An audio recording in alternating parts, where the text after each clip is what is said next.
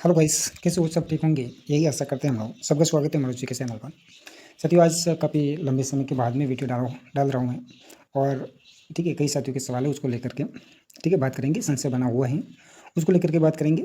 और फिलहाल हमारा कोई भी वीडियो जो है अगले कुछ महीनों से जो है नहीं आया है, तो आप ठीक है ज़रूर सुनिएगा कि हम बात करेंगे कि रेट के बारे में क्या परिस्थितियाँ हैं, वर्तमान में क्या संभावनाएँ हैं। कहने का मतलब ये है, फिलहाल साथियों जो रिजल्ट आया था रीट लेवल 1 का, उसके बाद में 50 मैंने जो है वीडियो नहीं डाला क्योंकि इसमें चयन नहीं हुआ। काफ़ी आगे पीछे हुए प्रश्नों के मामले को लेकर के, जो कि 10 के आसपास क्वेश्चंस बैक हो गए थे मेरे। उस वजह से जो है काफ़ी ठीक है निराशा हाथ लगी।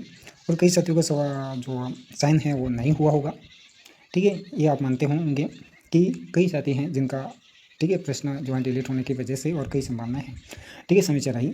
और इसके अलावा हम बात कर लेंगे आज की। देखिए साथियों, हमारा जो है 4 ग्रेड में तो हो गया है, और इसके अलावा जो है हम आगे की तैयारी कर रहे हैं। जैसे कि अभी फ़िलहाल हमारी तैयारी चल रही है ठीक है। यहाँ पर ये हैं कि जो अपने कई विद्यार्थी हैं जिनका चयन नहीं हो पाया है, तो क्या वो दूसरी तैयारी करें या रेट के भरोसे बैठ जाएँ।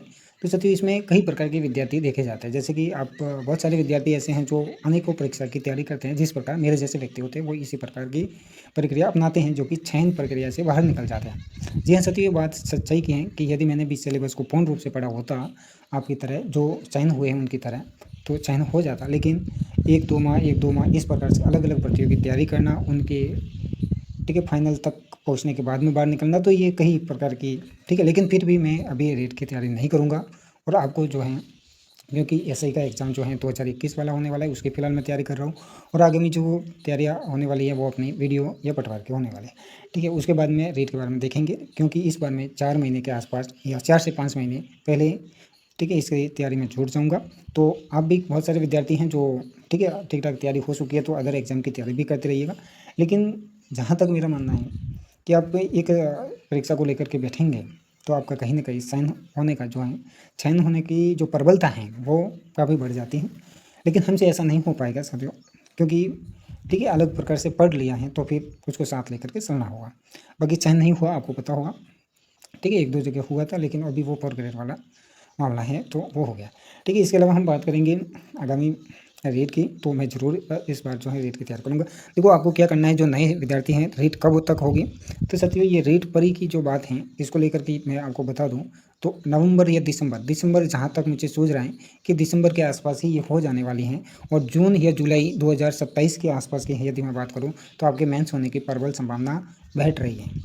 यहाँ अभी से माहौल बनाया हुआ है, तो कई विद्यार्थी जिनकी परी जो है कंप्लीट नहीं है, तो वो पहले तो अपनी पूर्ण रूप से परी की तैयारी करें। उनके लिए सफिशिएंट टाइम नहीं बचा है, जिनके पास में परी का तैयारी नहीं है, क्योंकि वो परी की तैयारी करेंगे उसके बाद में ही मेंस के बहुत सारे जो हैं सब्जेक्ट समझ में आ जाएंगे। साइकोलॉजी के बहुत सारे फैक्ट वहाँ पर डायरेक्ट आपको पूछे जाने वाले हैं मेंस में। तो इसलिए जो परी जिसके क्लियर नहीं है, तो वो अभी परी की ओर बढ़ जाइएगा और पूरे लगन से जुड़ जाइए, क्योंकि आपकी परी 2026 में होने की प्रबल संभावना रहेगी साथियों।